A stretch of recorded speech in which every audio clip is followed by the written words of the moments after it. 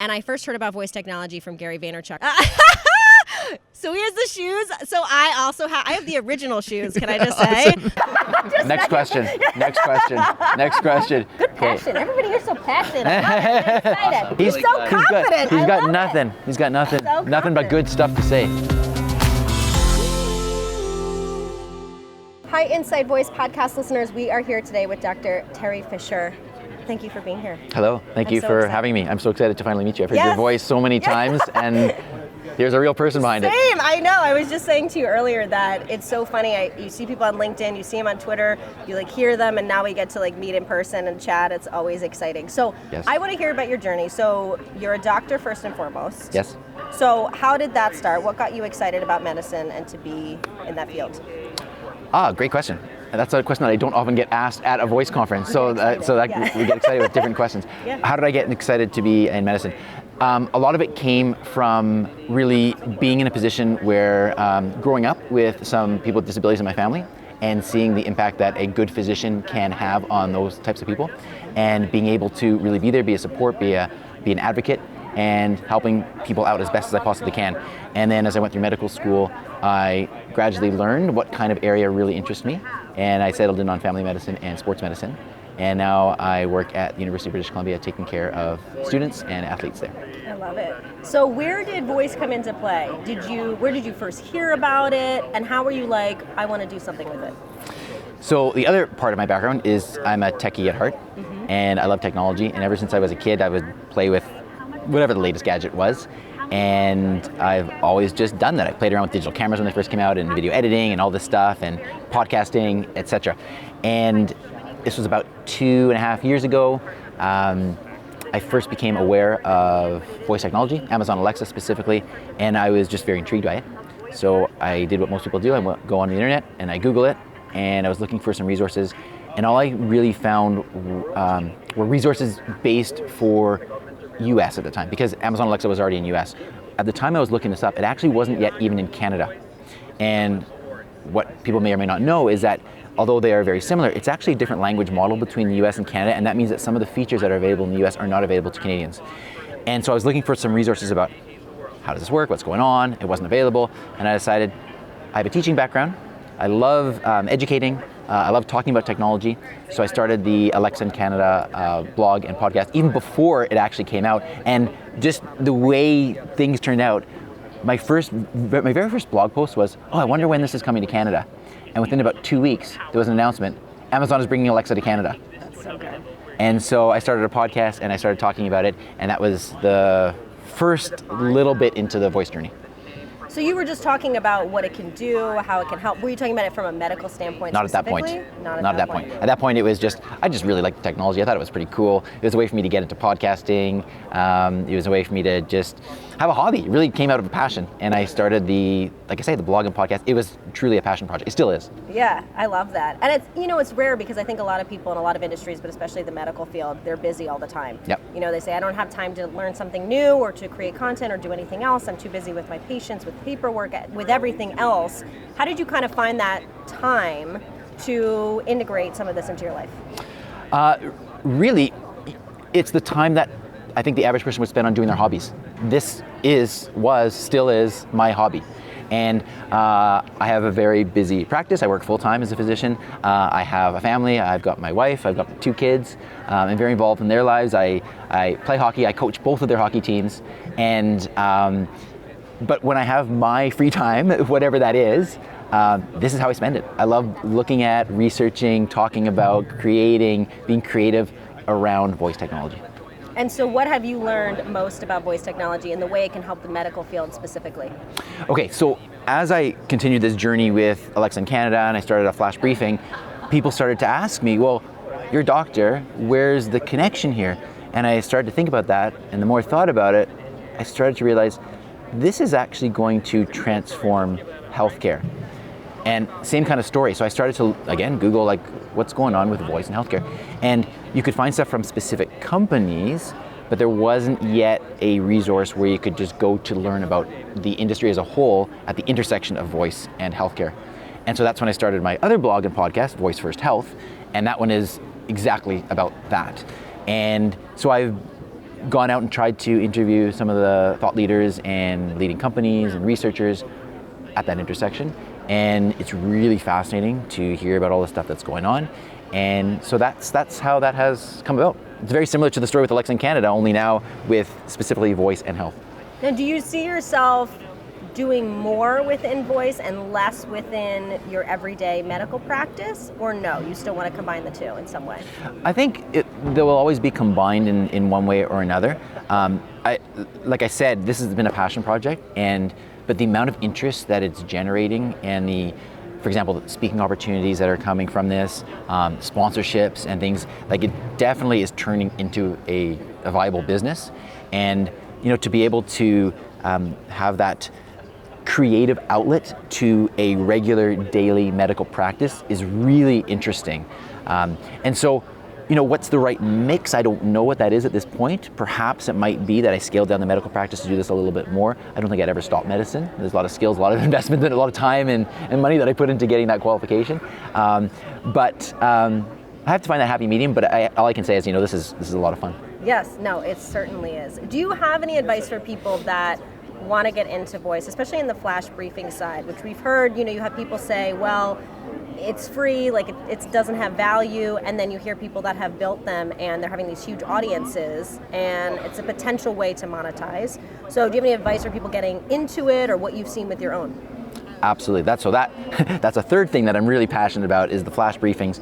I love flash briefings. I gave a talk yesterday on that, and I was talking about how flash briefings are such an opportunity right now. I said that I see podcasts as being the cousin to flash briefings, but while there's 700,000 podcasts, roughly, give or take, depending on which stats you read, out there currently, there's 12,000 flash briefings. There is such an open space right now. The other thing is people are looking for shorter and shorter form audio content. And this is such a great opportunity now for people to develop an intimate personal relationship with the audience on a daily basis. The trick is you got to be consistent with it. And then because there's so much space right now, it is, I believe it's very much like how podcasting was 10 years ago, that sort of thing. So there's a lot of opportunity there. As far as some advice, one of the things I did create, and it's completely free, is I have a totally comprehensive flash briefing course called Flash Briefing Formula, flashbriefingformula.com. And the other thing is, I've really enjoyed experimenting with it, and I created a gamified flash briefing, where people can listen to it. They can the way the game works is they listen to clues in my flash briefing, then they go to another skill, they see if they got the answer right to that clue, and then if they get it right, the skill gives them a little piece of a final puzzle. And if they can collect all the pieces, then they can talk to Alexa, and Alexa will tell them how they can enter to win a grand prize. And the engagement and the enthusiasm about this has been off the charts. I did it once for my 500th episode, and actually just started the latest edition today. And I should actually give a shout out because Pete and Modev and the Voice Summit team is one of the sponsors for this Crack the Code contest. And part of the grand prize is going to be an all-access pass to Voice Summit 2020. I love it. It's so good. Where can people learn more about you, connect with you if they want to? They can reach me on Twitter. My handle is Dr. Teri Fisher. It's 1 R, 1 I in Teri. So it's DrTerifisher. They can also look me up on LinkedIn, on Instagram, the same. The website's alexincanada.ca, voicefirst.health.com, and the Flash Briefing Formula course, flashbriefingformula.com. Perfect. Thank you so much. Thank you. Thank you. Awesome. Good passion. Everybody here's so passionate. I'm excited. How'd that come across over there from your end? Good? Sweet. He's so confident. He's got nothing. He's got nothing. So nothing but good stuff to say. Yeah, so we have more than enough time because, like I said, they've all been anywhere from 10 to 20 minutes that I've done. So, okay, are you doing? Is yours different where I need to look more into the camera? No, in fact, it's No. In fact, it's weird. Don't you think it's weird? Like, I don't know. I love Oprah, so I try to channel Oprah, but she has this, and she's just talking. She's more like this. Yeah, she's just normally. No. Do your best Oprah impression. Yeah, maybe I should do that. I don't know. You have another podcast though, don't you? So I have my own. Yeah. So my own is Ordinary People Doing Extraordinary Things that I've had for 5 years. Wow. And so I do. Is that weekly? 3 times a week. 3 times a week? Yeah. So I do 3 times a week for that. Whoa. Yeah, so I do, it's everyday people and like their stories of growth, and then I do Wednesdays, I interview psychologists and therapists on the science of growth, and then I do like my own thing. So Whoa. it's really, Do you have your own flash briefing? Not yet. My decision is, do I want to pull from that podcast, or do I want to do a separate flash briefing about branding and content marketing? Do I want to do something on that? So I'm kind of deciding. I mean, in an ideal world, I would pull from all the stuff I already have. I just don't have the time to sit there and like pick the stuff. So I'm like when I can hire someone like these guys, maybe I'll have someone do that. But I was like, maybe I'll do it the other way. Because Daniel Hill, has talked to me a lot about the flash briefing stuff too, and Brielle at Whitlingo. They had us. They were like, they set me up on the thing. I haven't decided which direction I want to go with that. So. All right, here we are on the Alexa in Canada podcast live at Project Voice with Keri Roberts. Keri, hello. Thank you. I'm excited to be here. I just interviewed you for our Inside Voice podcast. I'm excited to be on yours as well. It's amazing. This is really cool. Yes. And we have had a chance to meet a whole bunch of voice enthusiasts here and leaders and people from all different companies and so on. And I know that you get a chance to interview a whole bunch of them. But before we get to that, please tell myself and the listeners your background. How did you get into voice, and how did you get to the position that you're doing for Voice Summit? Yeah, so my background is actually as a dancer. So I have a degree in dance, a BFA in dance. I worked in health and fitness for a long time. I owned a dance studio for a long time. And then I realized I was like, I want to do more. What I love is the communication with people, the interaction. And so I do a lot of brand and content marketing strategy, and I really love the branding piece. And I first heard about voice technology from Gary Vaynerchuk probably about 3 years ago, right? And I was like, when he was talking about it, I think what I loved about it was like, oh, this is... So here's the shoes. So I also I have the original shoes, can I just say? Awesome. The black and green ones, but I did not bring them, which is hilarious. And I listened and I was like, what he was talking about was about how we could connect with voice. And I was like, I'd really love to learn more. Googled, like, what could I learn? And Voice Summit popped up. And so I went to the first Voice Summit event that they had. Loved it. I thought it was like so fascinating, like the people that were there, that it was still so new, that there were ways that we could communicate with people. Conversational design interests me. And I reached out to them and happened to get Pete, and I was like, how can I help? Like, what can I do? I love what you guys are doing. And he's like, well, we kind of have this podcast. Like, we're not doing like a whole lot with it. We have it. And I was like, I'll do it. Like, that's what I do. I love it. I already have my own podcast. And so it started with doing kind of like a little series for them, and then really developed into it being their primary source of content. Right. We do it a couple times a week, again, the Inside Voice podcast, and really highlighting the various people in voice tech of all over. Pete is very big on community and inclusion, which I love. So really getting all walks of life, from developers to designers, from kids to adults, male, female, LGBTQ, whatever it is, talking about voice innovation as well as education. And so that's really where it's led. And I've been, grateful to meet so many amazing and creative people within the space. Amazing. So do you have an idea roughly of how many of those podcasts you've actually done now for Voice Summit? Any idea? Oh, how many episodes? Yeah. So we're close to 100 that will be posted. I'm a pretty organized person, so I have a backlog through April ready to go. Wow. So that's always great. And it's funny, I had Kane Sims on, who does VUX World, and he was laughing because he's like, when he started his podcast, he couldn't find anyone in voice tech. It was so hard. And now as it's growing, you have people saying, I want to be on. I want to talk about what I'm doing. And so now you're having people say, I want to be a part of this. I want to share my story. And a lot of what I try to do is not only get some of the CEOs and the top people, but who are these kind of innovators doing things on their own? And who are the new people, and who are doing something different that maybe haven't shared their voice yet, that maybe feel like they're not ready to, but they should, and bringing them on, because everybody has value, everybody matters in what they say. And so I try to kind of bring a mix on the show. Very cool. Very cool. So if you think back at some of these interviews that you've done, are there particular themes that you think really kind of stand out to you amongst the various guests that you've had in terms of what they're thinking about voice, or patterns that they're seeing, or really anything? Is there anything that kind of really sticks out to you?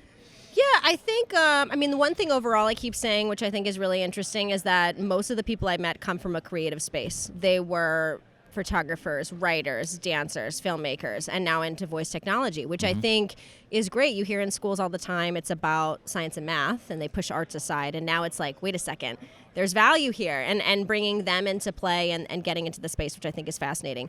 I think the big thing I'm hearing a lot now is a couple things. Number one is really making sure that voice is inclusive. So when you're talking about not just male, female voices, having various types of voices on, being able to include people who have disabilities or just anything so that everybody feels included. And I think one of the things that's interesting is when you think about social media, we're pushing stuff out to a lot of people. Right. And when you're pushing stuff out to voice, generally it's actually one-on-one. So a lot of times, yeah, you might be in your kitchen, so maybe there's 3 or 4 people with a family, but usually it's one person interacting with a voice device. And so you have to be thinking about, how do I make sure everybody feels like they're being included in that way? And that's a hard task. Right. But I think it's something a lot of people are working on, and it's growing. So I'm seeing a lot of that. And I think the other thing is, from the consumer side and from the people developing, security is always an issue. Yep. How do we keep data secure? How do we make sure they're not taking our information? How does an agency design things and make sure what they're doing is secure within a skill? So I think those are the 2 things recently that probably have been popping up a lot. Great. And with your background with the branding aspect of things that you do, what's your sense on how can people leverage voice to build a brand? Yeah, so I think, the big thing is whenever something new comes out, people think it has to be on its own. People thought like, well, I have to just do Facebook or just do Snapchat.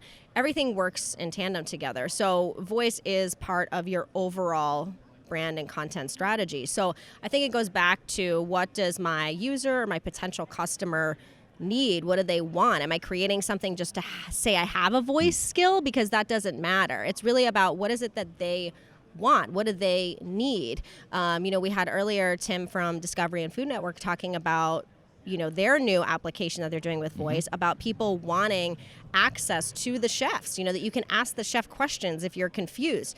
That's a huge value. If you're like, what am I cooking and what's happening, right? So it's really thinking about, who am I trying to target? What are we about? What does our brand say? From our sonic brand, what do we sound like? And then what is it that they want? Because at the end of the day, that's what matters. And a lot of people skip over that strategy just to do something cool. And then they're like, well, why doesn't it work? So really thinking about, who are you? What are you about? What do you want? And who are you trying to attract when you're doing it? That's great. And you also mentioned sonic branding in there, and I'm big on that too. So I'd love to get your thoughts on that. What do you think about sonic branding? So I have a personal podcast, and I have a sonic brand that was done, and I love it.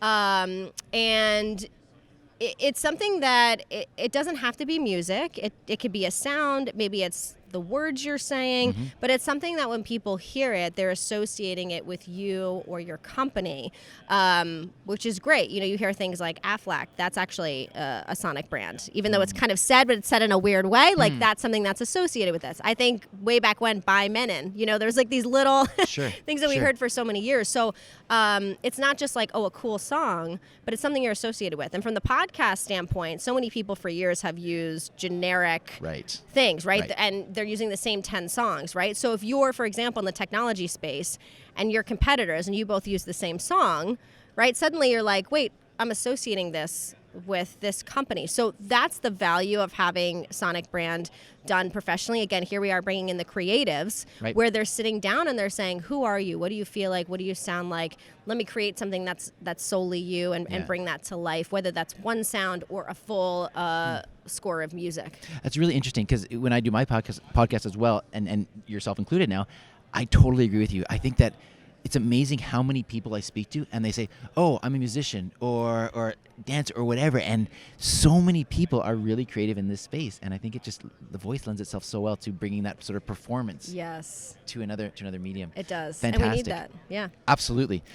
Let's talk a little bit about Voice Summit. So Voice Summit is happening in a new location this year, 2020.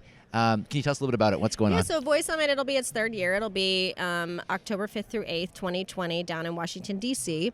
And to be honest, we outgrew Newark, New Jersey. We loved it there, had a lot of things that were great, but unfortunately the space just didn't kind of hold the amount of people we were bringing in, what we were doing. And so Washington, D.C., where we're having it, allows the space. So we have more room. It's got more access to major airports. And there's a lot going on down there. So you have the Amazon headquarters that have now now opened up down there as well. So we're very excited. One of the things that we're trying to focus on as well is not only helping the voice technology community, but also allowing them to connect with their potential clients. That's something we've heard over and over again. I want to be interacting with people that I could potentially work with or sell to. So that's part of our goal as well. And as always, making sure that it's really about a very inclusive community, that everybody feels welcome and a part of it. That's amazing. And you commented on this a little bit, and I know from being there firsthand, Pete is a master at creating a community. Yes. And so that's one of the things that I most look forward to that event, is just being able to kind of be part of that and feel that vibe and network with people, and everybody's so great there and so friendly. It's just, I don't know how he does it. He's a magician. He somehow works his magic, but I think a lot of that does go, or a lot of that is due to setting it up appropriately. And I think having you as the host of their podcast is fantastic. Well, thank you. Yeah, Pete is just, I can even just say from working with him, he really appreciates the people who work with him as well. He'll tell us, hey, you're doing a great job with this. I love how you're doing this. I want to get your opinion on this. And that's, you need that as a team. You need people that are open and leaders that are open and willing to work with everyone. And when we were at Voice Summit, it was so cool for me at registration to see the variety of people coming in. I had no idea who was a speaker or who wasn't. Right. And when they would say they were a speaker, I was like, wow, we really have a diverse group of people that are coming here. And again, ages, backgrounds, genders, everything. And I think that's what's really important, to realize that you belong here. You do matter. We want you here. You have an opinion. And we're always looking for new ideas that are going on. That's wonderful. Well, I'm a big fan of everything that Voice Summit is doing, of what you're doing, of what Pete's doing. I think he's got great, like you said, a great team. Yes. Awesome stuff. I also should say that he and all of you and the team have been really supportive of me. They've been very generous to sponsor one of my own flash briefing contests, which is fantastic.